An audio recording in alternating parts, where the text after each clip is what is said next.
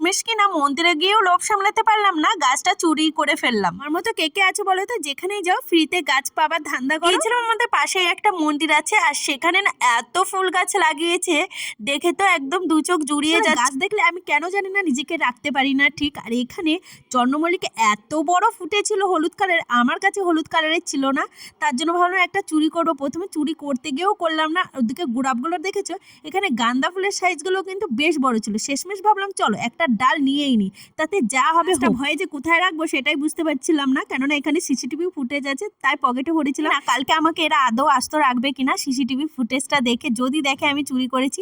যাই হোক, এখানে জারবেরা গাছগুলো দেখো, এর আগের বার যখন এসেছিলাম অনেক ছিল, দেখলাম অনেকগুলো জারবেরা ফুল মারা গেছে। আর এখানে পিটুনিয়া গাছের কালারগুলো যা সুন্দর লাগছিল না।